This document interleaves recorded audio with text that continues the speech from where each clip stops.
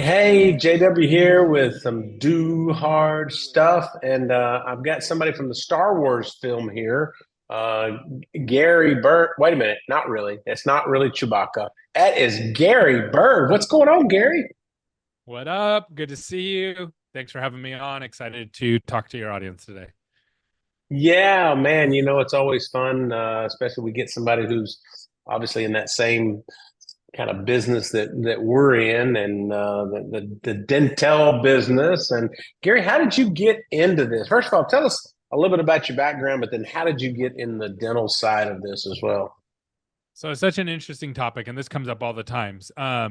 So everybody who's in the dental industry who's not a dentist is here by accident. So no one ever says, "Man, I'm going to start a marketing company for dentists when I grow up," right? Like that. No one's ever uttered those words before. So there there's in most businesses in the dental industry, that's how it started. Usually people got into the dental industry by accident. So meaning something happened, they got a referral, they started working with the dentist, and then they saw how amazing the industry was and started to learn about it and saw it as an opportunity and then continued from there. And I'm no different. We started working with our first dentist many years ago. They went from $90,000 a month in production to over $400,000 a month in production for dentists, from one dentist to four dentists, and in a super competitive market, referred a bunch of people to us. And we realized right away, it was like, man, there's a great opportunity here. It's underserved. And so we niched down. And since then, we've niched down multiple times and trying to, service the people that we can help the most. And really, it boiled down to right now, it's the private practice. And we were kind of talking about this before you hit record. You have a private practice, and then you have private equity money. And the private practices are backed by banks and loans, and they get to operate the way that they want to operate, usually putting the patient first. Where then you have private equity folks, and they move into the industry and they have a whole different set of agendas. And there's a whole debate if private equity is good for medicine or not. That's a separate conversation.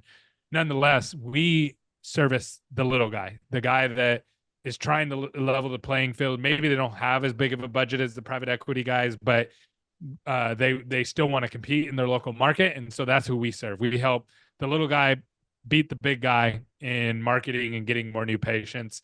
The interesting thing about it is the there's an abundance of new patients out there. There's an abundance. There's actually more new patients than there are doctors and hygienists to service them. The problem is that there's a lot of competition. There's a lot of let's just say operational restraints, which you guys know a lot about. And so what we do is we help come in and make sense of a lot of that and help them understand what they need to do to be able to compete. Yeah, and I think, look, it's go back to your first statement. I think it's really true. I mean, I didn't. I've got a degree in criminal justice and a master's in public administration. And it didn't have anything to do with dental. It was just a reality of necessity. And, after this many years now in the dental, 30 plus, you realize it's a very stable market, very resilient to any type of ups and downs with the economic woes. I mean, we see that, but people are still Yep. going to get their teeth done. Still going to get them clean. They're going to get the work they need. So it's very resilient to any kind of, whether it's, you want to call it a recession, depression, blip on the screen. It's always been pretty good.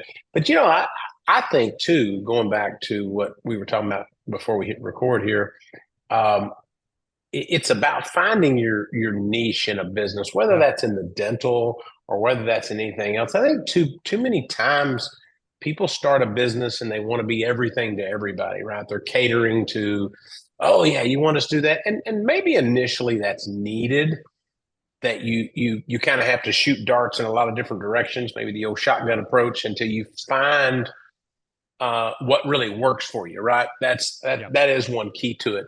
But once you get really rolling and started, then you start to say, you know what, we don't do that, or oh, I'm sorry, we don't Yep. service larger markets like a DSO. Well, maybe we Yep. do mid-sized DSOs, or maybe we do individual practices, but you really can't be everything to everybody in the business. Or I'm going to be in the dental, and I'm going to be in the vet, Yep. and I'm going to be in the chiropractor. I'm going to be in all Yeah. these things, because I think So it's really difficult.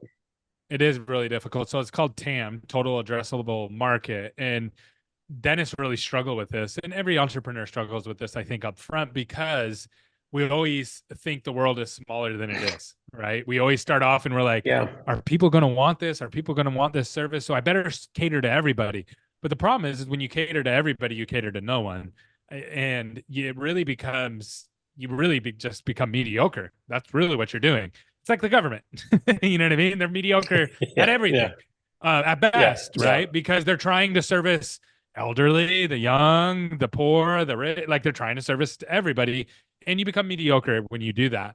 And so what really helps, and whether you're a dentist or an entrepreneur, like, or what you guys do, is that when you find that person that you can really help and you begin to talk to them and you begin to say, hey, that's the person we want to help, you're able to help a lot more people, because people hear that and they go, oh, you're solving my problems. And it's just much more Yeah. relatable. And it's not that we couldn't someday become a marketing company for optometrists or med spas or something like that, because we could, because a lot of the operations are the same, but none of my messaging would work, right? If I got on here and it's like, hey, I work for med spas, all the dentists instantly turn me off, like instantly.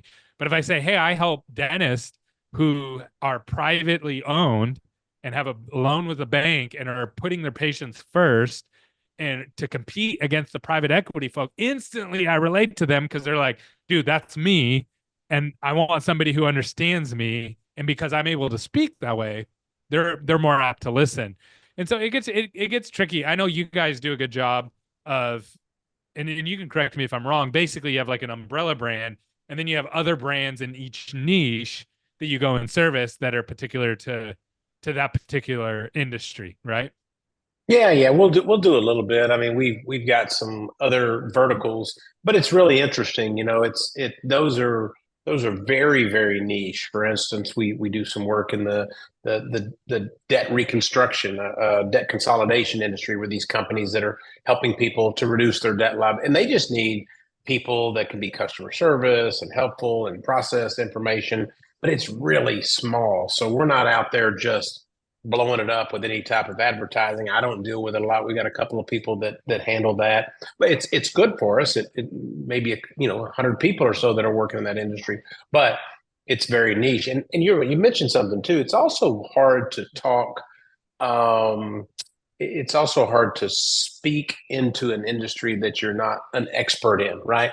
Yes. Yep. You and I know dental, and I can go do chiropractor work, but I mean, we can support chiropractors in our remote virtual teams, but to do that, I've got to learn new terminology. I've got to learn new processes. How does the front office work? Where are their struggles? Because you know as well as I do, when you're in a business, you're really just the bottom line is that, and our salespeople forget we call them solutions agents, but they forget to think you're really solving a problem. What's your problem? Oh, I got a solution for that. That's what it is. It's not, I'm going to sell you all these things, right? You don't go to a car lot and they show you every single model on there. They're trying to say, what are you looking for? And you, oh, I'm looking for an SUV. Oh, okay, well, let me show you the SUVs, right? You don't go show them now the station wagons and the vans and everything else. So I think it's if they still make station wagons. Do they still make station wagons? Is that even a I think so. brand? Is that Yeah. a thing? I saw I think so. it's not a brand, it's like a body style. Yeah, they do. I saw one yesterday. I saw like a it was a man, what brand? Cadillac. It was a Cadillac station Oh yeah, wagon. yeah, they do. That's right. Yeah, Yeah. And like yeah. there's a couple of different companies that still make, it's not a vehicle, it's a body style. It's like an Yeah. SUV. It's It's like an kind of like an SUV. Lots of SUV. people. Maybe they just call them SUVs now. No, That's no, probably no, what they no. do. You'd still call them station wagons. Yeah, it's like hatchback. So you got SUVs, hatchback, station wagons, and then lots of different people make them. Those are body styles. I'm going to Um, research into where that name came from. Station wagon. We're going yeah, to it's have a to think wagon, through so that. you could fit your family, you could fit your all your stuff, your bikes. It was basically pre SUVs. There weren't. I don't think there was Yeah, SUVs yeah. back then. It was expanding a car. That totally went off. But marketing, there it kind of came back to the marketing thing. Like, where did you come up with that? That's exactly right. Well, so one of the things that made me think about this, when you talk about getting into a business, we talk a little bit about this, and we call this do hard stuff. And what is it? whether it's physical or whether it's business or family. You know, I always say marriage is hard, right? To be in a marriage is difficult. I'm past 30 years now, and it's still hard, right? You still have to work on it. Being in business is really hard, and I would ask that question: what is the hardest part about being an entrepreneur, being a business owner, starting a business? In your opinion, where is that difficult level at? That's a good question. So it depends. So when you initially start, it's preconceived notions. So let me give you some that you'll laugh at. I'm going to start a business so I can work whenever I want. Right. And it's just like, yeah, you can work whenever you want. You get to work all the time now. Right. Where before you only work 9 to 5. Right. Um, I want to start a business because so I can control my destiny. Yep. You can control your destiny. You get to be stressed out about your bills because one month you did really good and the next month you didn't. Right. And we're at a steady job. You just don't have that problem. Right. So there's all these preconceived notions. There's like the whole meme of like the marketing guy sitting on the beach with a laptop just kind of working away. It's like, not really, right? Now you can build those things, but there takes a lot of time, money, energy, resources, and it's really, really hard. So that's at the beginning, and that that stops a lot of people from starting is the fear. So the hardest part about business is actually starting. Then from there, the next hard part, like for me at least, was okay, now I'm doing this and I'm doing okay, but I want to do better. And how am I going to lead people to do better? And you actually have to level up as an individual, which is very humbling. We all think we have our stuff together until we realize we don't, right? And so it's like, oh man, I got to learn how to treat people better. I got to learn how to communicate better. I got to learn how to ask things better. I got to learn how not to get mad. A lot of early on business for me was just figuring out like my team sucks. And it was like, no, you suck. You're a bad leader, right? Like they would do fine in a better environment. It was just you weren't creating the right environment. So then you learn about those things and then you grow. And then the next stage is like, you know, there's a risk to growing, right? So it's like, Right, right. how how much risk are you willing to take? Because when I was younger and I wanted to grow, I was like, stink, I can't make payroll right now, but I want to keep growing. And I think the sales next month will make up for that. And I did this. I literally put payroll on my credit card. Like I ran my own credit card through the machine, put the money into my account, Done, and been there, probably done that. illegal. It's Yeah. probably a federal crime or something like that, but whatever, right? Like it was just like, okay, cool. I just needed to make payroll, right? Well, I can't when when payroll is $500,000, can't really do that, right? Like you Doesn't don't, work. Yeah. yeah, it doesn't No, you're work. right. You know what I mean? So it's like stink. So it's like, okay, so at what point do you want to stop playing this growth game and you want to create stability and and that's hard because I don't want to settle. Like I know I can do better. I know we can do better.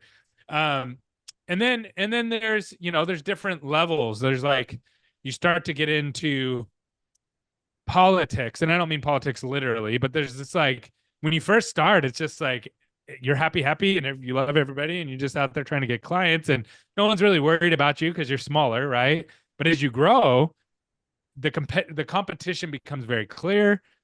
Though and they're trying to actively stop you while you're trying to actively grow. And then if you're friends with these people, they're not friends with these people. And you can ignore it. Some people are like, well, I just ignore that. I don't play those games, which is fine. But it does come at a cost to either play or not play the game. Everybody's playing the game to some degree. So it just depends on where you're at. That's kind of where I'm at, is that I'm at the stage of like, okay, so how do I predictably grow consistently? That's the stage we're at right now. Predictably grow. I'm good. I've done the explosive growth thing. It's really fun to 5x the company. It's also very stressful. Um, I don't at the stage I'm at now. If I was to do that again, like if it happened, it would if it didn't work, I'd probably go out of business because of the scale that we're playing at. And so then it's like, okay, well then how do we predictably grow without catastrophic loss and downside and all that kind of stuff? So that's kind of where I'm at. And Yeah, it's hard. That's hard.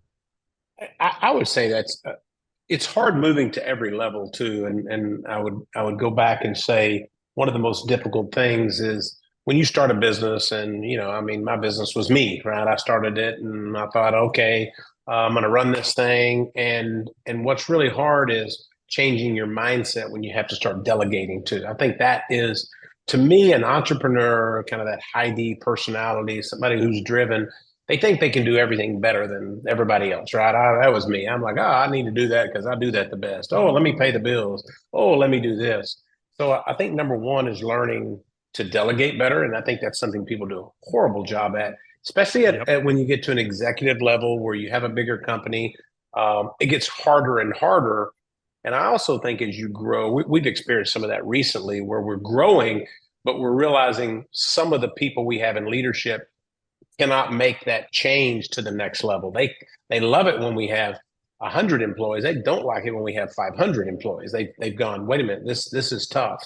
I Yep. think that was one of the hardest about being in for me. Even now, I still struggle with that. And the more people you have, the harder it gets. The things you can't be involved in that you would like to. But it's funny you mentioned about the credit card thing. That must be a common thing because I can't tell you how many times I was like, okay, if I slide this through and I put 5 grand on there to cover my payroll, I got to pay a 3% fee. Oh, that's no big deal at all, right? I got that covered. And then you're just waiting for that payment to come through to pay the credit card down. Hopefully you don't have to do that again. And then you end up doing it again. And yeah, so if you haven't gone through those pains, and look, I've been totally bankrupt and broke in the late 90s. And I tell people all the Yeah. time, greatest experience I ever had because you learn so much from it. But man, if you're not ready to go through it, it's tough. And that other thing you said, I actually mentioned it the other day. I was talking to Santosh Patel, and I said, I Yeah. love it because people think that, oh, you get to work your own hours, you can travel when you want to, you do whatever you want to. And I'm like, yeah, and those usually mean like 16-hour days. Yeah. So Yeah. I it's used tough. to, that's a great example. Is like, I used to think traveling seemed really cool. Like, yeah, this traveling's Ooh, going to be great. But now I'm like, I don't want to, I want to avoid traveling as put you much as behind. possible. Yeah, and it's hard, you know what I mean? And it's hard on my family and da da da da. So Yeah. yeah, you got to kind of pick your poison, right? You got to be careful what you wish for, and that's the hard part about entrepreneurship is like you kind of ask for all of it at the beginning, and then you figure out, the other thing you brought up a good point is that yeah, people aren't going to like you. There's going to be a group of we all tell the story like I'm going to start this business and it's going to be so good, everybody's going to love me. It's like no, there's going to be people that don't like you, and as you change, so I've had this one, Gary, you've changed as an employer, and it's like, well, yeah, I hope so, right? I Like that was had the to. I had goal. to. Yeah, Yeah. yeah. And it's like, I remember when we went from like quick growth to like, okay, now we need to stabilize the company. A lot of people didn't want to work with us anymore as Yeah. team members because, and I didn't realize it in the middle of it, but I realized it afterwards. It was like, oh, like they enjoyed the loosey goosey, like we don't have a lot of rules and just go figure it out. But now we have all the structure and accountability. Not everybody likes that. And I totally get it. Like I probably wouldn't like it if I was on the opposite end of it. And so, and other people like all the structure and accountability, right? Like some people love that and they don't like the loosey goosey. So there's like different people are going to be attracted to you at different stages. And your job is to develop, and you have to be okay with that. If you're not okay with that and that gets in your head, it really messes you up. And something that kind of helped me with that was Elon Musk. So Elon Musk, when he first started making Teslas, and they still have some of these issues, there was these huge gaps in the panels of the car. Huge though. It was way worse than they are now. And the car people just ripped them to shreds. Just like ripped them. Like now I loved my Tesla. I was like, this is great. And I'm like, I don't care if this gap's slightly bigger than that one. I can't even tell with my eye. You know what I mean? I can't even, but the car industry just ripped them to shreds. There's amateur work, blah, blah, blah, blah. And I'm just sitting there going, man, but I love this car. Like I love it. It's fun to drive. It's fast. I don't have to go to the gas station. I just plug it in my house at night, and then you got all the gas haters and all those things. And I was like, if this guy's at like the top of the game, he's like one of the probably the best entrepreneur ever. Probably he's like Thomas Edison level. You know what I mean? Inventor slash entrepreneur, Yeah. richest No, man in the 100%. world at one point, and he's getting all this hate, and I can still sit here and love the product.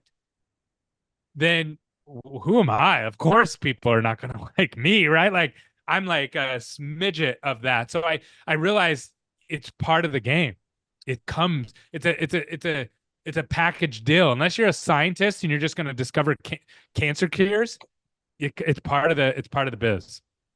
Well, I think too. It's like I heard about the years ago about the preachers who try to please everybody in the congregation, right? Yeah, That doesn't work because yeah, that means you're everything to everybody. You're going to say something that offends somebody, and in running a business, everybody's not going to like the way you're running the business. I think the other thing about a business too is whatever you think is your break even point, just double it, yeah. and that's probably what it really is. I remember when we were kicking off ZimWorks Support DDS back in 2017, we did some models and we're like, hey, this is great.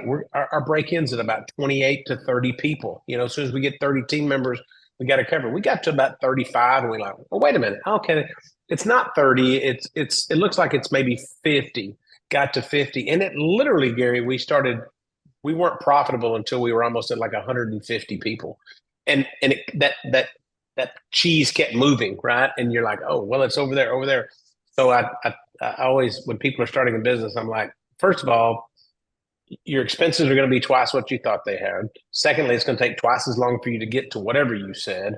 And third, you're going to have to work twice as many hours as you ever thought you were going to have to work. So if you're okay with that number being a little bit rough, then you can do it. But it's hard, right? It's just really hard.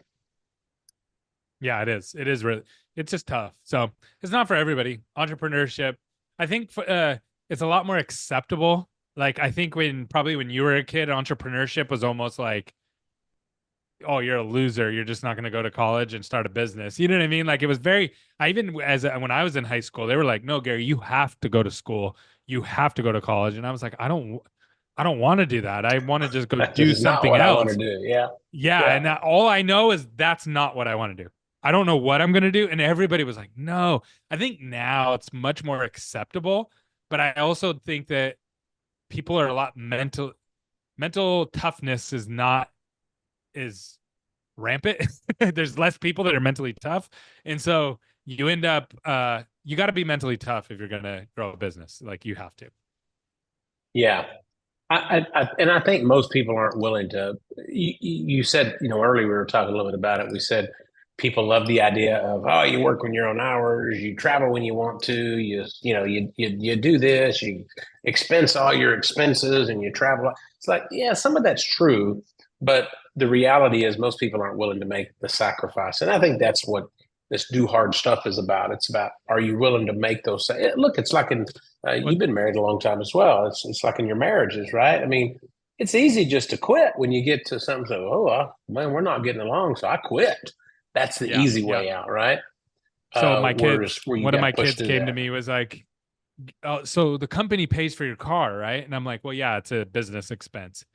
What do you think it's a good idea? Could they pay for my car? And I was like, no, because you don't own the business. It wouldn't be a business expense, right? And it's like, well, don't you think it's a good idea that I have somebody pay for my car so I have a free car? I'm like, it's not a free car. That money's coming from Yeah. Oh, somewhere. It's a I was going tax to say, loophole. ultimately, somebody paid for this. Right? Yeah, There's a problem exactly. here. Yeah. But there's a misconception, right? It's like, well, no, it's a tax loophole that I'm saving 20-30% on the taxes. So I'm not taking the income. I'm not taking the money as income. I'm taking it straight to an expense. So I do save some money, but I didn't make any more money, right? Like it's Yeah. not free money by No, 100%. stretch of the means. And it's Yeah. like, I think that's what people get mixed up about, right? It's like those funny memes that you see, those videos that are like, well, it's a business write-off. And it's like, well, where's the money coming from? Oh, it's a business write-off. And it's like, I don't think you understand what that means. I just think that people don't understand fundamentally what business actually means because they've been if you've been employees your whole life, then how are you going to know it? You know what I mean? Unless somebody teaches you. So I think that's where there's just a misunderstanding of the business world. Yeah, and I think I think you're right. So people need to spend some time and try to understand that before they start making those assumptions because you're right. It is quite difficult. My I have a really conservative accountant. He's been 30 plus years, 35 years maybe. And I'll always say, hey, I'm thinking about buying this new vehicle. I'm going to spend $50,000. What do you think? He goes, it's okay. It's only going to save you $15,000, but you got to spend 50, right? It's like you're only saving that 30% or so. So yeah, I think you're right. When you've seen that too. I love this when people will say, "Oh, Exxon," or they'll mention, "Hey, Gary Bird bought a new yacht. It's a 80-foot yacht and that he's got out in the Caribbean." They go, "Oh, it's just a write off for him." I'm like, "What are you talking about? I mean, even if it was a business expense, you still had to have the money." Yeah, the money. Yeah, yeah, and you Right. have to. Yeah, people think that businesses are just piggy banks that you can just infinitely money glitch. You know what I Yeah. mean? It's crazy. Well, it's good stuff. I think that we could, I could go on and on, but business is hard, and you've experienced it. When did you start in business, Gary? When did you get started for Oh, yourself, so really yeah, officially? yeah, yeah, What yeah. So year? it was 2000, 2008, right before the market crash. Oh, So for wow, the good younger people, timing. Yeah. yeah, yeah. It actually worked out to be really good timing, but it was so scary because literally everybody, I was renting at the time. The guy that owned my house lost his house. Wow. And yeah, that I was renting from. And everybody I knew was either losing a house or a business. Like anybody ahead of me in life Wow. that I met was losing a house or a business. And I'm just like, holy smokes, like, what did I do? And like big businesses were shutting down during this time. And I just remember the housing market fell apart. I Housing didn't market have any was a money. mess. Yeah. Oh, Yeah. the That housing was a market, and tough that's what time. drove the businesses to shut down because nobody had money. And it was just like, man. But I had a service. I was doing email marketing. So I was like, hey, I'll do all your email marketing for you for $200 a month, and I'll make your slowest day your busiest day. That was my sales pitch. And everybody was doing phone book at that time, which was very expensive. So I was a low Yeah. cost alternative. And people hear email and they're like, is that even a business? You got to remember back then, the POS systems didn't even have email set up inside of them yet. Email was largely only used for business use, right? Yeah. Yeah. Like it What? wasn't Yeah. used for Well, marketing. There was that's no dial in. Yeah. You're talking about dialing in to check your email. That was not the advent of really fast email as well. No, no. And then text messaging was not used for business yet because you still paid per text Per message and text. those kind of Yeah. things. Yeah, so it wasn't viable. And then social media was only used for personal use. So the only way to reach your customers, if you wanted to reach out to them, was pick up the phone and call them, send them a postcard, which would have cost you 4 or 5 thousand dollars, or you could email them. And so I created all these clients for $200 a month, and I knew that that wouldn't last. I saw very quickly that like this isn't going to last, this model, because people will get softwares and it'll be cheap and easy, and they'll do it out of their own POS systems, right? But eventually, we started adding services, and so then became like more of a marketing company. But that's how I got started. Yeah. Crazy. Hey, look, I'm telling you, it's crazy how you get. Mine was mostly out of necessity, but and if I had any, of course, I tell this to my kids all the time now. But if I had any advice for young people, for sure, it's like, hey, stay out of debt. Don't go buy a car you can't afford. Don't go put stuff on a credit card. Don't go because I've done that, been there, done that. Looked up, had $100,000 owed on credit cards, and was trying to figure out, well, how am I going to Woo! pay all this? Yes, And I've been there too. yeah, and then you start thinking, wow, this is the interest rate was growing faster than you could imagine. Yeah, that's when you're 25%. Yeah. paying. Yeah, you were paying $2,000 a month just in interest, right? And you're thinking, whoa, I can't even pay the interest. So I think that's cool. Well, Gary, it's been fun. I always enjoy it. I like to talk about how people get started, and you're obviously very well respected in the industry and the dental, and Oh, thanks, man. it's fun to get together. So, two quick questions. You got a new truck too, right? You have a brand Yeah. new Tesla Speaking of truck. I've seen going it. into debt, yeah, going into Ooh, debt. Yeah, that was a pretty penny. They did 20. So what they did is they got 5 years ago, they're like, this new truck's coming out, it's going to change the world, it's going to be out in the next year and next year or two. And so I signed up for it, and then I waited 5 years for it. And then they said, okay, do wow. you want this truck now? And it's coming out. And I was like, yes. okay, you're gonna have to pay a $20,000 premium to be at the top of the line still. And I was like, oh, that's stinking. I was like, Oh, whatever. yes, Yeah. yes, So I got to be at the top of the line. Yes, I do. Yeah. yeah, so I did it. But so I'm way upside down on it. I don't drive it a lot, but it's so much fun to drive. Like there's no Uh, car like it. There's well, no car like it. I'm coming to see you just so I can take a ride. I see them all the time. I just need Let's to do get it. in one and ride one. They're Yeah. so much fun to So, drive. one quick question: what is the most recent exciting book you've read? Ooh, that's a good question. I have to look that up. Um, Something you've listened the to, or something you've read? It could be yeah, I gotta fun look in. or I fact. gotta look. I gotta look in my You like me? I got to look at my Audible library and see what Yeah, all I've yeah, listened yeah. to lately. Let's see. It's actually, you know what? I went on a little. I go in these weird stretches where I listen to a ton of stuff and I read a ton of stuff and then I cut it out and then I'm just like focused, probably implementing some of it. Let's see. You know what?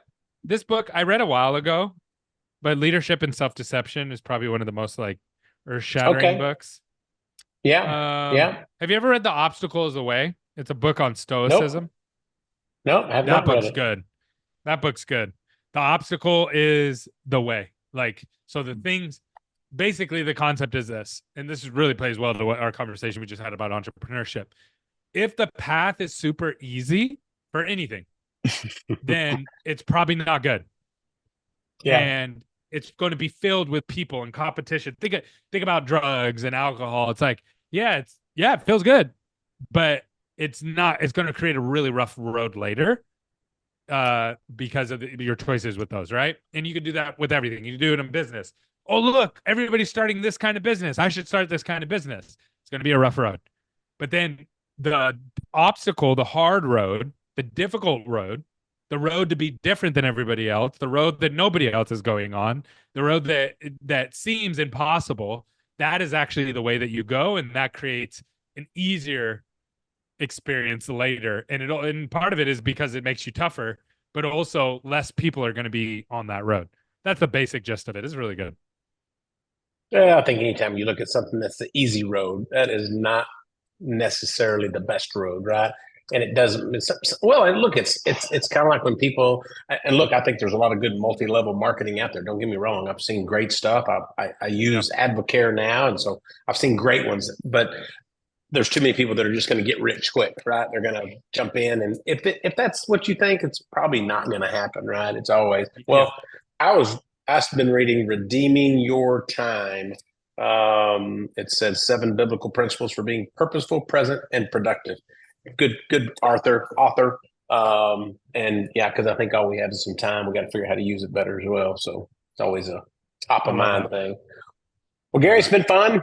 Uh, Always good to catch up, and excited about what Gary has next. I'm just following you on your new Tesla and your new Chewbacca look. I hope you don't mind my comments on all your social Oh media. yeah, no, I love it. Yeah, I love it. I love the comments. All right, Gary. Hey, great to see you. And thanks for joining us on a little do hard stuff because running the business is hard stuff. Have a great week.